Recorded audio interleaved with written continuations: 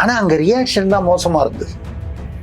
தலைவர் சொன்னால் அவன் கேட்டுக்கணும் இல்லாமல் அந்த சமயம் பார்த்து அவன் மூளைக்குள்ளே எது வருது, அடங்கமறு அத்துமீறுன்னு தலைவர் சொன்னாரே, தலைவர்கிட்டயே அத்துமீறிட்டான், அடங்க மறுத்துட்டான், தூக்கி அந்த கூரை மேலே அடித்தான்.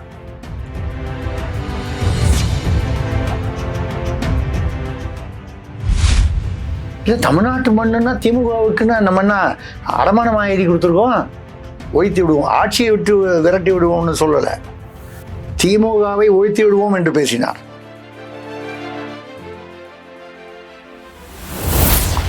யார் திமுக ஒழிச்சாலும் ஒழிச்சிடன்னு சொன்னாலும் அதை பற்றி எனக்கு கவலை இல்லை, அதில் எங்களுக்கு எந்த சம்மந்தமும் இல்லை. இவரும் வந்து இறங்குங்கிறாரு, அப்படிங்கிறாரு, கெஞ்சுறாரு, விரட்டுறாரு, விரட்டி பார்க்குறாரு, உருட்டி பார்க்குறாரு. யாரும் வந்து சொன்ன பேச்சு கேட்க மாட்டேங்கிறாங்க. அப்போ அப்படி அதை மைக்கு முன்னால் நின்றுட்டு அப்படி நின்று அந்த கூலிங் கிளாஸ் அதோட அப்படி லேசாக அந்த பகுதியை பார்த்து அப்படி பார்ப்பாரு. சலசலப்பு அப்படியே இருந்த இடம் தெரியாமல் அப்படியே பின் ட்ராப் சைலன்ஸ் ஆயிடும். 20% கேட்டீர்களே, ஏறத்தாழ 1000 பதவிகள், அப்போ 200 பதவிகள் கேட்டீங்களே, கடைசியில் ஒரே ஒரு பதவி. அதுக்கு போய் முதல்வருக்கு நன்றி தெரிவித்து அவரிடம் ஆணையை வந்து ஆசீர்வாதம். விசிகா வந்து காங்கிரஸ் ஒரு கால் அந்த பக்கம் போச்சுன்னு வைங்க, இப்போ விசிகாவுக்கு ஆசை வருமா வராதா?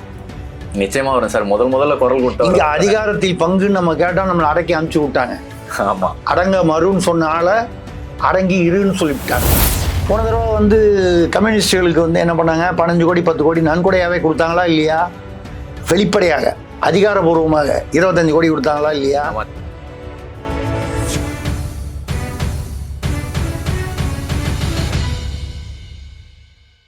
நேயர்களுக்கு அன்பு வணக்கம். இன்று நம்முடன் மூத்த பத்திரிகையாளர் திரிசக்தி சுந்தரராமன் சார் இருக்காரு. அவர்கிட்ட பேசலாம் வாங்க. சார் வணக்கம். வணக்கம் மோனிஷ், சொல்லுங்க. எப்படி இருக்கீங்க? நல்லா இருக்கேன், சொல்லுங்க. விசிகா கட்சியினுடைய தலைவர் தொல் திருமாவளவன் அவர்கள் வந்து முதல்ல அவர் தான் சொன்னாரு, எங்களுக்கு வந்து ஆட்சியிலும் பங்கு அதிகாரத்திலும் பங்கு வேணும்னு சொன்னார் சார். இன்னைக்கு அவரோட நிலை என்னவா இருக்கு சார்? அவர் வந்து எப்படி கேட்டார்னு பார்த்தீங்கன்னா, ஆதவ அர்ஜுனா அவருடன் வந்து இணைந்த போது தான் அந்த கேள்வியை கேட்டார், அந்த குரலை எழுப்பினார். இந்த மாதிரி ஆட்சியில் பங்கு வேணும், அதிகாரத்தில் பங்கு வேண்டும் அப்படின்னு சொன்னதெல்லாம் எப்போ ஆதவ அர்ஜுனா வந்த பிறகுதான். ஆமா, அது வந்ததுக்கு பிறகு வந்து அவருக்கு வந்து என்ன பிரச்சனை வந்துச்சு, திமுகவில் கூப்பிட்டு அவரை கண்டித்தார்களா, அன்புடன் ஆலோசனை சொன்னார்களா தெரியாது. முதல்வரை சந்திக்க போகிறார். போகும்போது வந்து என்ன இவங்க கிட்ட நிருபர்கள் கேட்குறாங்க, அதிகாரத்தில் பங்கு கேட்பது எங்களது உரிமை அப்படின்னு சொல்றாரு. வழக்கம் போல அந்த அத்துமீறு அடங்க மறு அப்படின்லாம் ஒரே கர்ஜனை பண்ணிட்டு போறாரு. திரும்பி வரும்போது பார்த்தீங்கன்னா ஏதோ அப்படியே வாடி வதங்கி, வாடிய பயிரை கண்ட போதெல்லாம் வாடினேன்னு சொன்ன பட்டினத்தார் மாதிரி வந்து அப்படியே வாடிய பயிர் மாதிரி வராரு வெளியில. என்னன்னு கேட்டீங்கன்னா, அதிகாரத்தில் பங்கு என்ன ஆச்சுங்க அப்படின்னு நிருபர்லாம் கேட்குறாங்க. அதை உரிய நேரத்தில் கேட்போம். அப்போ என்ன, உள்ள போல்டுன்னு அர்த்தம். இதெல்லாம் கேள்வி கேட்டீங்கன்னா ஒன்றும் வேலைக்கு ஆகாதுன்னு சொல்லிட்டாங்கன்னு அர்த்தம். இதுதான் வந்து கடைசியில் அந்த ஆதவ அர்ஜுனாவை வந்து இவர் கட்சியை விட்டு நீக்குவதா, அவர் தானாக வெளியே போவதான்னு ஒரு நிலைமை வந்துருச்சு. ஏனென்றால் உண்மை நீங்க என்னன்னு பார்த்தீங்கன்னா, திருமாவளவனுடைய முழு கண்ட்ரோல்ல அவருடைய கட்சி இல்லை. ஏன் அப்படி சொல்றேன்னா, இப்போ நீங்க கேட்டீங்க, காங்கிரஸ் கட்சி வந்து தவேகா பக்கம் போவதற்கான வாய்ப்புகள் தெரியும். இறுதியான முடிவு எப்படி இருக்கும்னு தெரியாது. நான் ஏற்கனவே ஸ்பெக்ட்ரம் நிகழ்ச்சியில் சொன்ன மாதிரி, காங்கிரஸ் கட்சி அந்த பக்கம் போனாலும் திமுகவுக்கு சிக்கல், போகாம இங்கேயே இருந்தாலும் எப்படி இரட்டை மனப்பான்மை கொண்டவர்கள், அதாவது திமுகவுக்கு ஆதரவாக ஒரு சிலரும், பெரும்பான்மையான தமிழக காங்கிரஸ்காரர்கள் திமுக கூட்டணியை விரும்பாமல் தாவேகாவுடன் போக வேண்டும். அப்படி இருக்கும்போது கடைசியில் இறுதியான முடிவு வந்து வேற மாதிரி வந்துச்சுன்னு வைங்க, அந்த அதிருப்தி எந்த அளவுக்கு ஒத்துழைப்பை கொடுக்கும் களத்தில், தேர்தல் களத்தில் ஒத்துழைக்கணுமே. நீங்க காங்கிரஸ்காரன் வந்து காங்கிரஸ்காரனை வச்சுதான் வந்து திமுக ஜெயிக்குமா அப்படின்னு கேட்டா நம்ம வந்து அப்படி சொல்லலை. அது நியாயமும் இல்லை. காங்கிரஸை வச்சுதான் திமுக ஜெயிக்கும்.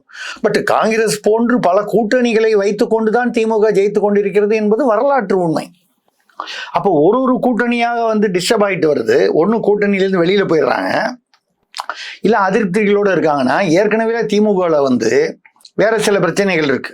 சீனியர் வர்சஸ் ஜூனியர், பிள்ளை வர்சஸ் மாப்பிள்ளை, கிச்சன் வர்சஸ் அதர்ஸ், இப்படி பலவிதமான பிரச்சனைகள் இருக்கு. கரெக்டா ஸ்பெசிஃபை பண்ணி சொல்றீங்க சார். இதுல வந்து பாத்தீங்கன்னா மத்திய பாஜக வந்து என்ன பண்ணுது, எங்க பாக்குது அப்படின்னால், அவங்க மத்தியில் ஆளும் பாஜக அவர்களும் வந்து அரசியல் அனுபவம் மிக்கவர்கள் இத்தனை வருடங்களாக. அவங்க வந்து எங்க டார்கெட் பண்றாங்கன்னால், எங்க டார்கெட் பண்ணுவாங்க, நார்மலா ஒரு ஒரு ஒரு ஒரு இயக்க. இப்போ அமித்ஷா அவர்கள் வந்து பேசிட்டு போனார், உள்துறை அமைச்சர் அவர்கள், திமுகவை தமிழ்நாட்டில் இருந்து ஒழித்து விட வேண்டும் அப்படின்னு பேசிட்டு போனார். தமிழ்நாட்டு மண்ணில் தான் வந்து புதுக்கோட்டையில் வந்து பேசிட்டு போனார். நயினார் நாகேந்திரன் அவர்களுடைய அந்த நடைப்பயண நிறைவு விழாவில் நயினார் நாகேந்திரன் அவர்களும் என்ன சொன்னார், 13 அமைச்சர்களை வந்து தேர்தலுக்கு முன்னால வந்து வழக்குகள் உள்ள அமைச்சர்கள் வந்து கைது செய்யப்படுவார்கள். அப்படி ஒரு அமித்ஷா போன்ற ஒரு என்ன சொல்றது, சீசன்டு பாலிட்டிஷியன் சொல்லுவாங்க, அனுபவம் உள்ள அரசியல்வாதி. அப்படி வார்த்தைகள்லாம் வந்து சும்மா அந்த லூஸா வந்து எந்த கொம்பனமைகளை ஒன்றும் செய்து விட முடியாது அப்படின்னு அந்த பில்டப் எல்லாம் கொடுக்குற ஆள் இல்லை. ஒரு சொன்னார்னா அதுக்கு பின்னால 1000 அர்த்தம் இருக்கும். நிச்சயமா சார். அந்த திட்டங்களை தயார் செய்து விட்டு தான் இப்ப கூட வந்து அவர் மயிலாப்பூர்லயே எங்கேயோ ஒரு 4 மாடி கட்டட வீடு இடம் பார்த்துக்கிட்டு இருக்காங்க. அந்த இடத்துல வந்து அதிக நாட்கள் தங்கி தமிழ்நாட்டு வந்து ஃபோக்கஸ் பண்றாங்க. தமிழ்நாட்டில் தேசிய ஜனநாயக கூட்டணி எடப்பாடி அவர்களுடைய தலைமையில், அதாவது அதிமுக தலைமையில் வரணும்னு. இப்படிப்பட்ட சூழ்நிலையில் விசிக வந்து காங்கிரஸ் ஒரு கால் அந்த பக்கம் போச்சுன்னு வைங்க, இப்போ விசிகாவுக்கு ஆசை வருமா வராதா? நிச்சயமா வரும் சார். முதல்ல குரல் கொடுத்தோம். இங்க அதிகாரத்தில் பங்குன்னு நம்ம கேட்டோம், நம்மளை அடக்கி அனுப்பிச்சு விட்டாங்க. ஆமா, அடங்க மறுன்னு சொன்னால அடங்கி இருன்னு சொல்லிவிட்டாங்க. அத்து மீறுன்னு சொன்னோம், நமக்கு அத்தே இல்லாம போச்சு. அப்படிங்கிற ஒரு வேதனையிலையும் சோதனையிலையும் இருக்காரு திருமாவளவன். சரி, அங்க போயிடுவோம் அப்படின்னு அவர் முடிவு பண்ணான்னு வைங்க. அங்க அவருக்கு என்ன பிரச்சனை, அவருக்கு அடுத்து உள்ள தளபதிகள், 2ஆம் நிலை தளபதிகள், வன்னியரசு, சிந்தனை செல்வன், ரவிக்குமார், ஆளூர் ஷானவாஸ், இவர்கள்லாம் வந்து திருமாவளவனுக்கு திமுகவுடன் இருக்கும் தலைமையுடன் இருக்கும் உறவை விட இன்னும் கொஞ்சம் அதிகமான உறவோடு அவர்கள் இருக்கிறார்கள். அவர்களுக்கு வேண்டியதெல்லாம் செஞ்சு கொடுக்குறாங்க. என்ன பிரச்சனை வரும்னால், திருமாவளவன் அப்படி வந்து வெளியே போறதுனால் கட்சி பிளவுபடக்கூடிய ஒரு சூழ்நிலை வரும்.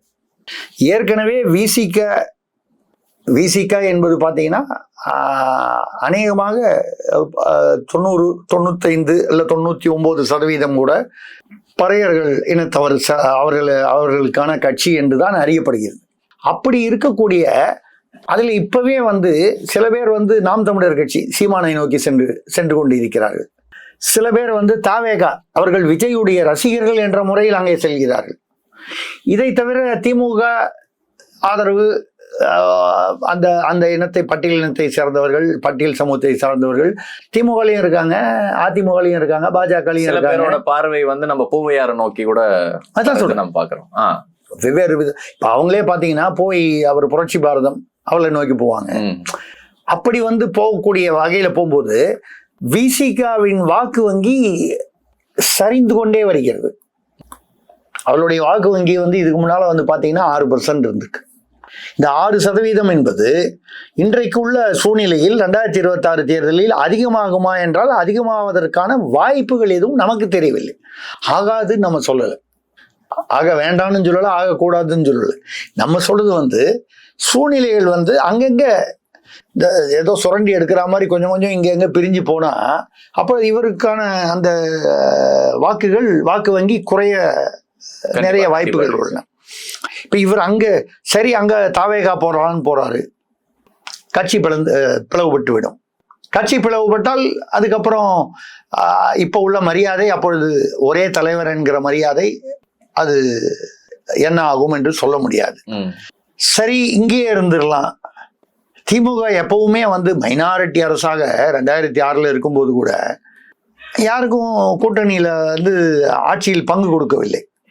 இப்ப நீங்க வேற வழியே இல்லாம இங்க இருக்கீங்கன்னு வைங்க, விசிக இருக்குது, அந்த மாதிரி சூழ்நிலை வந்துச்சுன்னா அப்ப என்ன சொல்லுவாங்க, போன தடவை 6 சீட்டு கொடுத்து 4 சீட்டு ஜெயிச்சிங்களா? இந்த தடவை 4 சீட்டு போதும். ஆனா அவர் அதுல ஸ்டிக்கான ஆவாரா சார்? அதாவதுங்க, சீட்டு கம்மியாக கொடுத்தா பரவாயில்லைங்க, சீட்டுக்கு பதிலாக நோட்டு அதிகமாக கொடுத்துட்டா?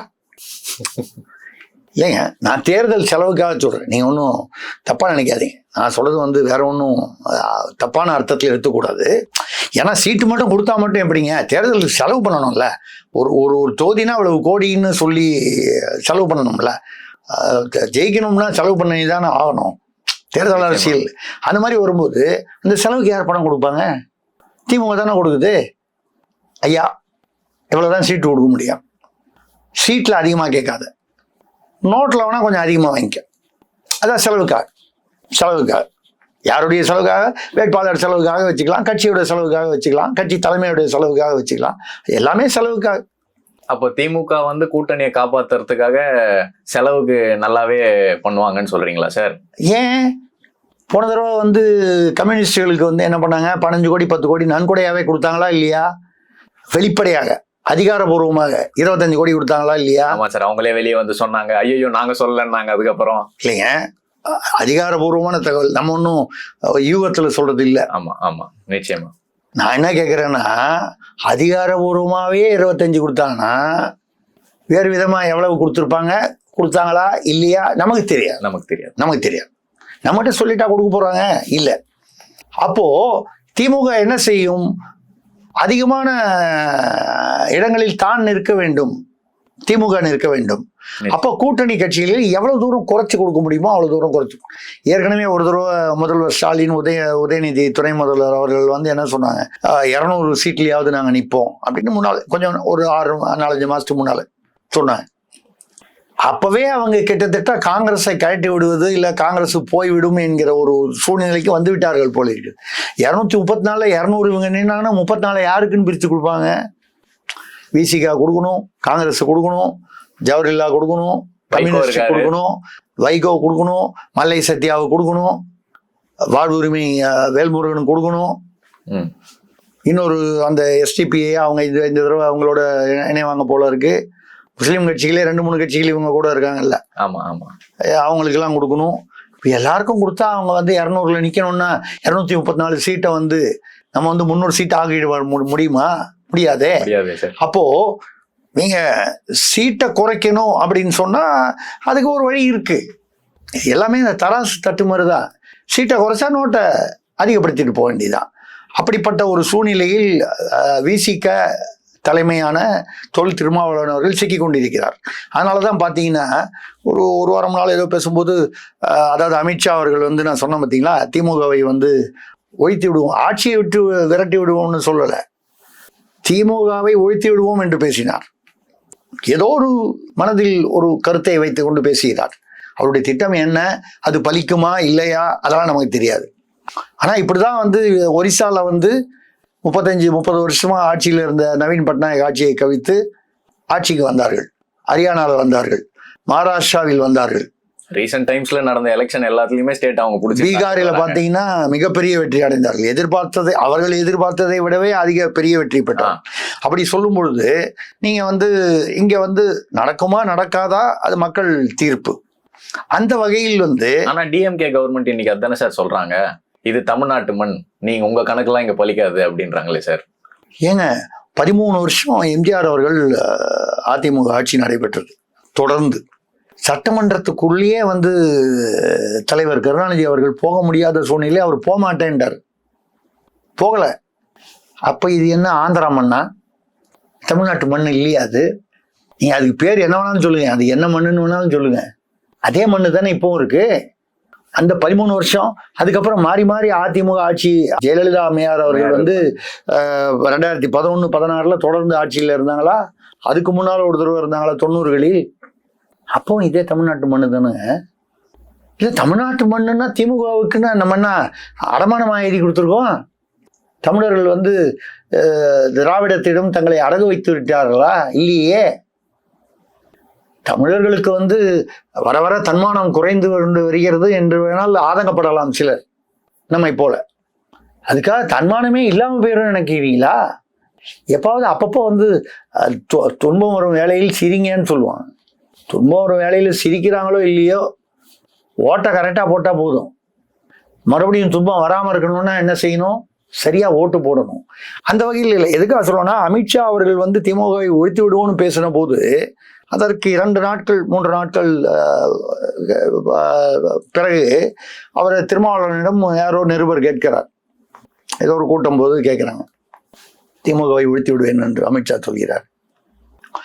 யார் திமுக ஒழிச்சாலும் ஒழிச்சுறேன்னு சொன்னாலும் அதை பற்றி எனக்கு கவலை இல்லை, அதில் எங்களுக்கு எந்த சம்மந்தமும் இல்லை, எங்களுக்கு எந்த கவலையும் இல்லை.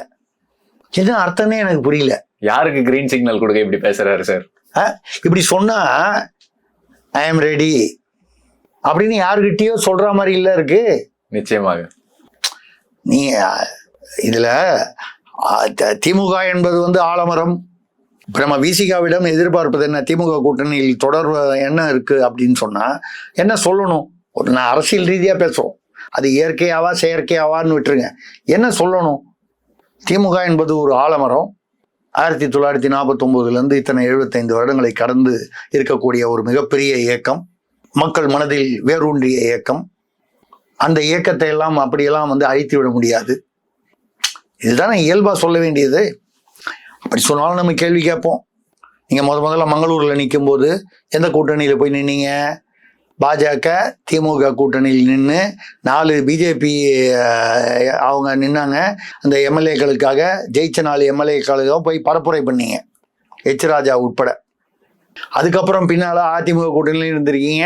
ஒரு பீரியட்ல வந்து வைகோ, விஜயகாந்த் இவர்களோடு சேர்ந்து மக்கள் நல கூட்டணின்னு இருந்தீங்க. அப்பெல்லாம் உங்களோட அந்த பாசம் எங்க போச்சு? திமுக மீது இருந்த பிரிக்க முடியாத பாசம், அந்த பிணைப்பு என்ன ஆனது? ஆனா இப்ப வந்து திமுகவை யாராலும் அப்படியெல்லாம் அழித்து விட முடியாதுன்னு சொல்றதுக்கு பதிலாக எங்களுக்கு எந்த சம்பந்தமும் இல்லை, எங்களுக்கு எந்த கவலையும் இல்லை அப்படின்னா சொல்றத பார்த்தா யாராவது வந்து அழிக்க மாட்டாங்களான்னு அவர் காத்திருக்காருன்ற ஒரு தவறான அர்த்தத்தை கொடுக்குது இல்லை அது. அவர் அந்த அர்த்தத்துல சொல்லியிருப்பாருன்னு நம்ம சொல்லலை. நல்ல மனுஷன், அப்படிலாம் சொல்ல மாட்டார் அவர். நானா என்ன சொல்றேன்னா, மக்கள் அப்படி எடுத்துப்பாங்கல்ல. இவர் ஏன் அப்படி சொல்றாரு, வித்தியாசமா சொல்றாரு? இது டிமாண்ட் இன்க்ரீஸ் பண்றதுக்காக ஏதாவது ஸ்ட்ராட்டஜியா இருக்குமா சார்? அதுதான் சொல்றேன். அவர் இப்படி சொன்னா ஒரு கால் வந்து திமுக பயந்து போய் நம்ம கேட்டது மாதிரி ஒரு 2 சீட்டுன்னு ஓட்டு, அது ஏதோ என்ன அதிகமாக கொடுக்கணுமோ அது வாங்கலாம், ஒரு அரசியல் பேரம் அழுத்தம் கொடுத்து பார்க்கலாம் அப்படிங்கிறதுக்காக கூட இருக்கலாம். ஆனால் என்ன அப்படின்னு சொன்னால், அதே சமயம் காங்கிரஸ் ஒரு கால் தாவேகா பக்கம் போகாம இங்கேயே அப்படி ஒரு வாய்ப்பு இருக்கு இல்லையா? ஏதோ ஒரு காரணமாக இறுதியாக வந்து அவர் இங்கே தான் இருக்கிறது முடிவு பண்ணிட்டாங்க. அப்ப இவருடைய பேரம் இன்னும் குறைஞ்சிரும். நான் திமுக என்னப்பா ஆனானப்பட்ட காங்கிரஸ், அவங்களே வந்து எத்தனையோ வருஷம் மத்தியில் ஆண்டிருக்காங்க, அவங்களே பேசாம வந்து சொன்னதை கேட்டுக்கிட்டு வாங்கிட்டு உட்காந்துருக்காங்க. ஏன்னா ஒரு பேச்சு அடிபடுது. அவங்க வந்து 25 35 சீட்டு கொடுப்பதற்கு திமுக வந்து ஒரு பக்கம் பேச்சுவார்த்தை, இன்னும் வந்து ஒரு செல்வ பெருந்தகை, ப. சிதம்பரம் இந்த மாதிரி திமுக ஆதரவாளர்களிடம் பேச்சுவார்த்தை நடக்கிறது.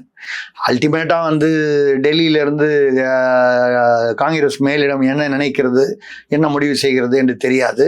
அப்போ அப்படியே ஒரு பேச்சு ஓடிக்கிட்டு இருக்கு. வேற வழியே இல்லாமல் அவங்க இங்கே இருக்காங்கன்னு வச்சுங்க. இப்ப தாவேகா விஜயே வந்து அதிமுக தலைமையிலான அந்த தேசிய ஜனநாயக கூட்டணிக்கு வந்து போறதுன்னு முடிவு பண்ணிட்டாருன்னு. அரசியலில் நிரந்தர எதிரிகளும் கிடையாது, நிரந்தர நண்பர்களும் கிடையாது. அந்தந்த சூழ்நிலைக்கு தகுந்த மாதிரிதான். 96 2001 பாஜகவோட கூட்டணி சேரும்போது ஐயா கருணாநிதி அவர்கள் என்ன சொன்னாரு? RSS வந்து மிகச்சிறந்த ஒழுக்கமான சமூக இயக்கம், பாஜக மதவாத கட்சி என்பதை ஏற்றுக்கொள்ள முடியாதுன்னு சொன்னாரு. ஒரே நாடு, அதாவது ஒன் நேஷன் ஒன் போல், ஒரே நாடு ஒரே தேர்தல், அதை ஏற்றுக்கொள்கிறோம்னு பேசினாரு. இதே SIR வந்து 2016 ஸ்டாலின் அவர்களே பேசியிருக்காரு. 2016 கருணாநிதி அவர்களும் பேசியிருக்கிறார், ஸ்டாலின் அவர்களும் பேசியிருக்கிறார். SIR இப்போ வந்து எதிர்க்கிறேன் என்று சொல்கிறார்களே, இந்த வாக்காளர் சீர்திருத்தம், அதை ஆதரித்து யார் பேசினார்கள் 2016 வேண்டும் என்று கேட்டார்கள் என்றால் திமுக தான். அவங்க அப்படிதான் மாற்றி பேசுவாங்க. எதிர்கட்சியில் இருக்கும்போது விவசாயிகளுக்கு நாங்கள் தான் வந்து சகோதரன்பாங்க, தோல் கொடுக்குறோம்பாங்க. அதுக்கப்புறம் இவங்க வந்தப்புறம் இவங்கள அந்த விவசாயிகளை வந்து போராடும் விவசாயிகளை குண்டாஸில் தூக்கி போடுவாங்க. செவிலியர்களை கொண்டு போய் விடிகாலையில் ஊரப்பாக்கத்தில் இறக்கி விட்டு வருவாங்க. விடிகாலையில் ஏற்கனவே பெண்கள் பாதுகாப்பு, ஊரெலாம் கஞ்சா, மெட்ஸுங்க. நல்லா பாருங்க, இதுக்கு முன்னால் ஆட்சிகள் மாறி மாறி வந்தால் கூட தமிழ்நாட்டில் போதைன்னா ஒன்று மது போதை இல்லைன்னா கஞ்சான்னு இருந்தது. இந்த 2021 வந்த திமுக ஆட்சியில தான் அதை தாண்டி ஒரு சயின்டிஃபிக் அட்வான்ஸ்மெண்ட், டெக்னாலஜி. இப்போ அவன் என்னமோ கேட்டா மெட்ஸுங்கிறான், வேற என்னமோ பேர்லாம் சொல்றான், நமக்கு புரியல, படிச்ச நமக்கே புரியல. ஹெராயின்ங்கிறான். அப்புறம் என்ன, பார்ட்டிக்கு போகும்போது அதுக்கு தனியா வந்து ஒரு போதை மருந்து, சிந்தட்டிக் ட்ரக்ஸ்ன்றான். விசிகாவுடைய நிலை வந்து உண்மையிலேயே வந்து ஒரு ஒரு ஒரு தர்ம சங்கடமான நிலைமையில இருக்கிறது விடுதலை சிறுத்தைகள் கட்சி. ஏன்னா ஒரு பக்கம் வந்து அந்த அவர்களுடைய அந்த கேடர் வந்து கரைந்து கொண்டே வருகிறது. சீமானால ஒரு பக்கம், தேவைகால ஒரு பக்கம், ஏற்கனவே திமுக அதிமுக இருக்கக்கூடிய மற்றவர்கள் அது அந்த பக்கம் ஏற்கனவே உள்ளது. இதை தாண்டி இவர் இது எப்படி காங்கிரஸ் வந்து வெளியே போனாலும் பிரச்சனை, இங்க இருந்தாலும் திமுகவுக்கு பிரச்சனை. விசிகாவுக்கு எப்படின்னா வெளியில போனாலும் பிரச்சனை, உள்ள இருந்தாலும் பிரச்சனை. யாருக்கு? விசிகாவுக்கு. ரெண்டுலையும் வித்தியாசம் புரியுதா உங்களுக்கு? காங்கிரஸ் வெளியில போனாலும் உள்ள இருந்தாலும் பிரச்சனை யாருக்கு? திமுகவுக்கு. விசிகா வெளியில போனாலும் உள்ள இருந்தாலும் பிரச்சனை யாருக்கு? விசிகாவுக்கு. இதுதான் வந்து உள்ள வித்தியாசம். இது எப்படி நடக்க போகிறது? நம்மளும் வந்து அவரும் வந்து ஒரு சீனியர் அரசியல்வாதி, 25 வருடங்களுக்கு மேலாக அவர் அரசியல் செய்து கொண்டிருக்கிறார். அவருடைய இயக்கமும் நல்லபடியாக வர வேண்டும். அவர் மூலமாக அந்த தாழ்த்தப்பட்டவர்கள் என்று சொல்லக்கூடிய பட்டியல் சமூகத்தினர் முன்னேற வேண்டும். நிச்சயமா அந்த தலைவர்கள் மட்டும் முன்னேறக்கூடாது. ஏன்னா தலைவர்கள் மட்டும் முன்னேறுவதற்கு கட்சி எதற்கு, இயக்கம் எதற்கு? அடித்தட்டில் இருக்கும் மக்கள் முன்னேற வேண்டும். அப்படி முன்னேறாதானே அதுக்கு பேர் முன்னேற்றம். தலைவர் மட்டும் வந்து ஆடி கார்ல போறாருன்னா அதுக்கு பேர் முன்னேற்றம் இல்லை, இல்லையா? அந்த அளவுக்கு நம்ம வந்து எல்லா ஜாதி மக்களும், அதுதான் சமூக நீதி. சமூக நீதின்றது வந்து சும்மா அந்த பேரை மட்டும் மாற்றி சமூக நீதி அப்படின்னு, ஹாஸ்டல் தங்குமிடம் அதோடைய பேரை வந்து மாற்றி சமூக நீதி அப்படின்னு மாத்திட்டதுனால சமூக நீதி வந்துடாது. தொல் திருமாவளவன் அவர்கள் என்ன சொல்லியிருக்காருன்னா, திராவிடம் அப்படின்ற ஒண்ணு வந்து இந்தியை எதிர்க்கலைன்னா, பெரியார் ஆரம்பிச்சு அண்ணாக்கு அப்புறம் கலைஞர் அவங்கெல்லாம் இந்தி எதிர்க்கலைன்னா இன்னைக்கு நம்ம எல்லாருமே தமிழக மக்கள் வந்து இந்தி வாலாவா மாறி இருப்போம்னு சொல்லியிருக்காரு. அதை பற்றி உங்க கருத்து என்ன சார்? இதுக்கு பதில் வந்து நான் சொல்ல மாட்டேன். கலைஞர் கருணாநிதி ஐயா அவர்களை போய் கேட்டாங்க, ஏங்க எவ்வளோ பேர் திமுகவில் வந்து சீனியர் உறுப்பினர்லாம் இருக்கும்பொழுது தயாநிதி மாறன் அவர்களை ஏன் வந்து நீங்கள் வந்து டெல்லிக்கு வந்து பாராளுமன்ற உறுப்பினர் ஆக்குனீங்க அப்படின்னு கேட்டபோது அவர் வந்து என்ன பதில் சொல்லணும் எதிர்பார்ப்பீங்க? அவர் படித்தவர், திறமையானவர், நல்ல தமிழ் வச்சிருக்காரு, இல்ல தமிழ் நல்லா பேசுவாரு. கம்பெனிஸ் எல்லாம் பின்னால வந்தது. முதல்ல வந்து ஒரு சின்ன கேசட்டு தான் வச்சு வித்துட்டு இருந்தாங்க. அதுக்கப்புறம் பூமாலைன்னு கேசட்டு, அதுல இருந்து அவன் வளர்ந்தாங்க, உழைத்து வளர்ந்தாங்க அப்படின்னு வச்சுப்போம். இந்த உழைப்புக்கு என்ன அர்த்தம்ங்கிறது நமக்கும் தெரியும். அதனால வந்து அது ஓகே.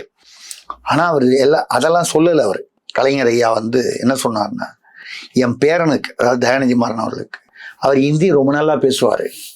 அப்போ திருமாவளவன் வந்து கலைஞருடைய பேரனான தயாநிதி மாறனை இந்திவாலா என்று அழைக்கிறாரா?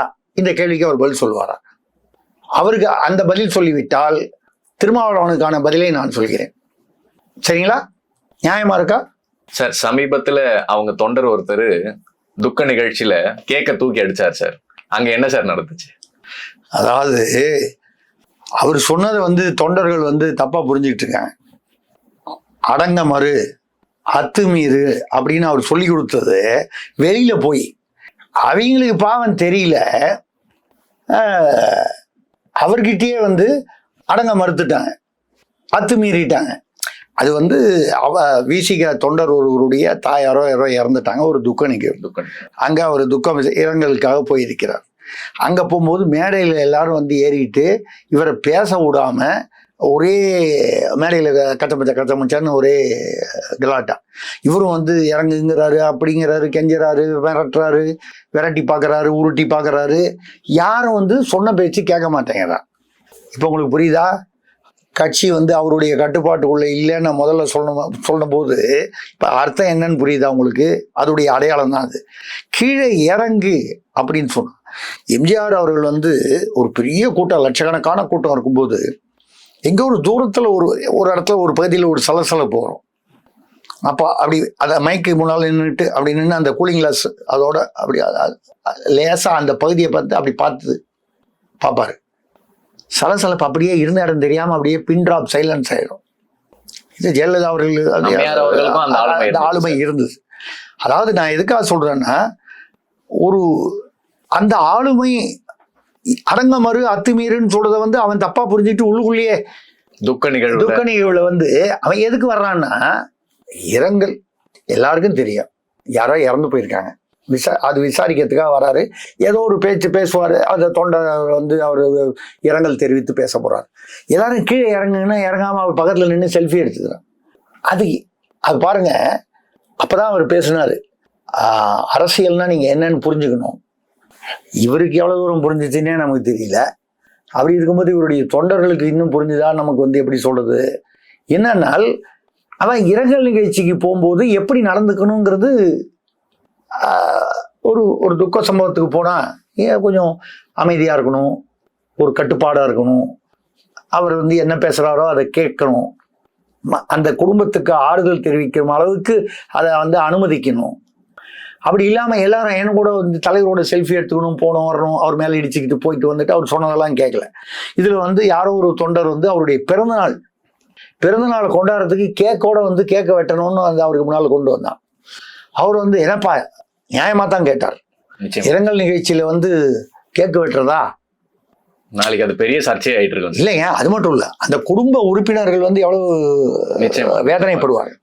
ஒரு இரங்கலுக்கு வந்துட்டு அந்த இடத்துல கேக்கு வெட்டினா அந்த இறப்புக்காக கேக்கு வெட்டினா மாதிரி தானே அர்த்தமாயிரும். கண்டிப்பா சார். எண்ணம் அப்படி இல்லைன்னா கூட அந்த செயல் அப்படி வந்துரும்ல. அப்படி வந்துடக்கூடாதுன்றது அது அவர் ஒரு தலைவர் என்கிற முறையில் அதை சொன்னார்.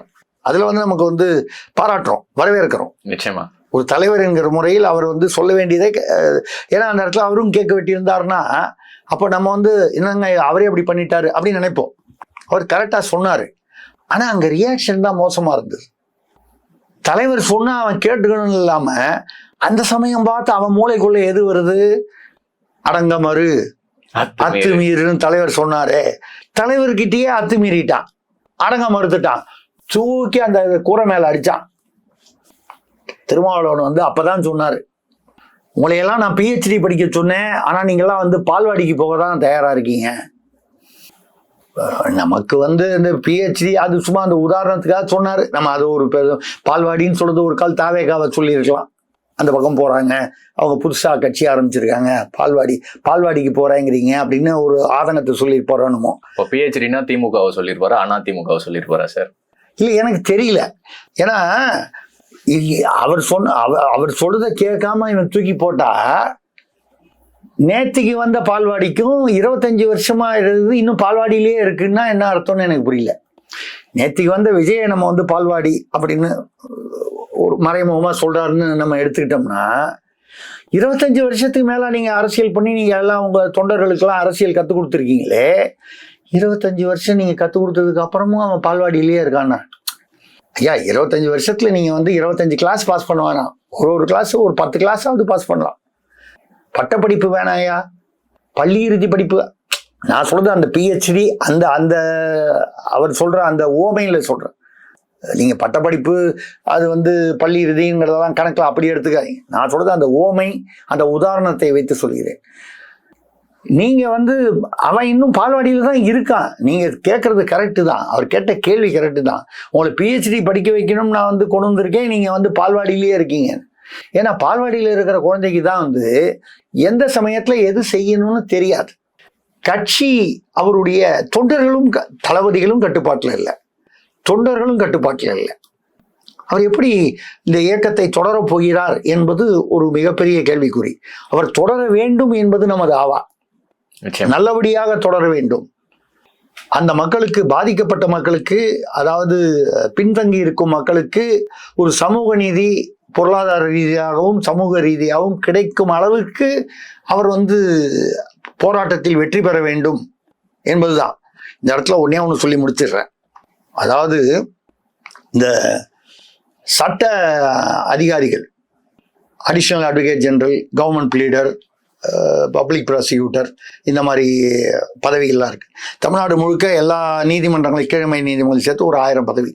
இந்த 1000 பதவியில் அதிமுக ஆட்சியில் இருக்கும்போது 20% ஒதுக்கீடு வேணும்னு திருமாவளவன் அவர்கள் விசிக சார்பாக, அந்த மக்கள் சார்பாக, தாழ்த்தப்பட்டவர்களுக்காக, பட்டியல் சமூகத்தை சேர்ந்தவர்களுக்காகன்னு சொல்லி கேட்டார். கிட்டத்தட்ட அதிமுக ஆட்சியுடைய அது தேர்தலுக்கு முன்னால், 2021 தேர்தலுக்கு முன்னால் அவங்க அதை பற்றி ஒன்றும் பதில் சொல்லலை. இவருக்கு வேண்டிய பதில் சொல்லலை. ஏனென்றால் அதற்கு பின்னால் பல அரசியல் வியூகங்களும் கணக்குகளும் உள்ளன. அதனால் அவங்க சொல்லலை. இவர் கேஸ் போட்டார் சென்னை உயர்நீதிமன்றத்தில். சரி, அந்த தேர்தலில் திமுக வெற்றி பெற்றது, ஆட்சி அமைத்தது. இவர் திமுக கூட்டணியில் தான் அப்பவும் இருந்தார், இப்போவும் அங்கே தான் இருக்கார். அப்போ என்ன நடந்திருக்கணும்? நிச்சயமா கூட்டணி ஆட்சி இருக்கு. கூட்டணி ஆட்சினா நேராக போய் உட்காந்து பேசி 20% எங்களுக்கு ஒதுக்கீடு வேணும் கேட்டு வாங்கிட்டு கேஸை வாபஸ் வாங்கியிருக்கணும். கேஸ் 2023 வரைக்கும், டிசம்பர் வரைக்கும் நடந்தது எனக்கு பர்சனலாக தெரியும். ஏனென்றால் அவர்கள் ஏற்றுக்கொள்ளவில்லை. திமுகவில் அதிமுகவில் ஏற்றுக்கொள்ளவில்லை. அது என்ன காரணம்? அதற்கு அது தனி. சரி, அது ஏற்றுக்கொள்ளாதது தவறு என்று நீங்கள் ஒரு வாதத்திற்காக வைத்துக்கொண்டால், திமுக உங்க கூட்டணி ஆச்சே, நீங்க கேட்டா அவங்க கூட்டணிக்காக ஐயா வேண்டாம் 20% இல்லை 10% கொடுக்கும், 5% கொடுக்கும் சொல்லியிருக்கலாமா? ஹைகோர்ட்ல போய் திருமாவளவன் சார்பாக வழக்கறிஞர் வாதாடுகிறார். எதிராக திமுக அரசு சார்பாக அவர் திரு வில்சன் அவர்கள் தான் ஆஜரானார் அரசு சார்பாக. இதற்கு முன்னுதாரணமே கிடையாது இந்த மாதிரி ஒதுக்கீட்டுக்கு அப்படி வாதாடுறாரு. திமுக விசிகாவிற்கு எதிராக, கூட்டணி கட்சிக்கு எதிராக வாதாடுகிறது. அப்பவும் அந்த வழக்கறிஞர் இல்லை கர்நாடகாவில் கொடுத்துருக்காங்க, ஒரு முன்னுதாரணம் இருக்கு, கர்நாடகாவில் கொடுத்துருக்காங்க, மற்ற இடங்கள்லாம் கொடுக்கல, அதனால கிடையாது. நீதிமன்றமும் பெரும்பாலான பல மாநிலங்களில் இந்த ஒதுக்கீடு இல்லை என்பதால் வழக்கு தள்ளுபடி செய்யப்படுகிறது. வழக்கு தள்ளுபடி ஆயிடுச்சு. 20% இல்லை, 10% இல்லை, 5% இல்லை. ஆனால் 1000த்துல ஏதோ ஒரு 50 சீட்டோ 20 சீட்டோ அதை பேசியாவது முடிவு பண்ணியிருக்கலாம். ஒரு ஒதுக்கீடுன்னு இல்லாமல் நீங்கள் ஒரு 1000 பேர் போடுறீங்க, நான் ஒரு 100 பேர் தர்றேன், அதில் ஒரு 25 பேர் போடுங்க, 50 பேர் போடுங்க. இல்லை, ஒரே ஒரு பெண்மணி, திருமாவளவனுடைய உறவு முறை, அவங்க கீழமை கோர்ட்டில், அவங்க பேர் மாலதின்னு நினைக்கிறேன், வழக்கறிஞர். அவங்களுக்கு மட்டும் ஏதோ ஒரு கீழமை கோர்ட்டில் ஏதோ அசிஸ்டன்ட் பப்ளிக் ப்ராசிக்யூட்டரோ அந்த மாதிரி ஏதோ ஒரு பதவி அது கொடுத்துருக்காங்க. அது இயல்பா கொடுத்தாங்களா, இவர் சொல்லி கொடுத்தாங்களான்னு நமக்கு தெரியாது. ஏன் சார் இந்த கூட்டணி ஆட்சியில எதையும் கேட்டு பெற்று கொள்ள முடியாத அளவுக்கு தலைவர் இருக்காரு. அந்த ஒரே ஒருத்தருக்கு, அதுவும் அவருடைய உறவுக்காரன், அவங்கள கூட்டு போய் முதல்வர்கிட்ட அந்த அரசாணையை அது பெரிய பதவிலாம் ஒன்றும் இல்லை, ஒரு கீழமை கோர்ட்டில் ஒரு சின்ன பதவி தான். அந்த பதவிக்கு போய் அதை ஃபோட்டோ எடுத்து விளம்பரப்படுத்திக்கிட்டார் திருமாவளவர். நான் அது ஒன்றும் தவறுன்னு சொல்லலை. அதை அந்த யாரோ அந்த குறிப்பிட்ட வழக்கறிஞர், அந்த பெண்மணி மகிழ்ச்சி அடைந்திருப்பார். முதல்வர் கையால் அந்த ஆணையை பெறுவதில் மகிழ்ச்சி அடைந்திருப்பார். தவறில்லை, நம்ம அதை குற்றம் சாட்டவில்லை, குறை சொல்லவில்லை. ஆனால் 20% கேட்டீர்களே, ஏறத்தாழ 1000 பதவிகள், அப்போ 200 பதவிகள் கேட்டீங்களே, கடைசியில் ஒரே ஒரு பதவி. அதுக்கு போய் முதல்வருக்கு நன்றி தெரிவித்து அவரிடம் ஆணையை ஆசீர்வாதம், ஆணை கொடுத்துட்டாங்க. ஆணை கொடுக்கறது முதல்வர் கொடுக்கல, வேற யாரோ யாரு கொடுக்க வேண்டியவங்களோ அவங்க கொடுத்துட்டாங்க. அட்வொகேட் ஜெனரலோ யார் கொடுக்கணுமோ கொடுத்துட்டாங்க. முதல்வரிடம் பெற்று ஆசி பெற்று அந்த புகைப்படத்தை விளம்பரப்படுத்தி கொண்டாரே தவிர, அதுக்கு தான் நான் சொல்றேன், தலைவர்கள் மட்டும் முன்னேற்றம் அடைந்தால் பத்தாது, அவர்கள் மட்டும் பதவிக்கு வந்தா பத்தாது. அடித்தட்டில் அந்த இயக்கத்தில், அந்த இனத்தில் இருக்கக்கூடிய மக்கள், அந்த சமூகத்தில் இருக்கக்கூடிய மக்கள், பாமர மக்கள், அவர்கள் முன்னேற்றம் அடைய வேண்டும். 2 மாசத்துல வரப்போகுது தேர்தல், வந்தா தெரிஞ்சிடும் அடங்குறாரா, அடங்க மறுன்னு சொல்றாரா, அடங்கி இருன்னு சொல்றாராங்கிறதெல்லாம் தெரிஞ்சு போவோம், பார்க்கலாம். நிச்சயமாக நல்லதே நடக்கட்டும். நல்லதே நடக்கும் சார். அவருடைய எண்ணங்களும் வெற்றி பெற வாழ்த்துக்கள் நம்ம நிகழ்ச்சி சார்பாக. கண்டிப்பாக கண்டிப்பாக.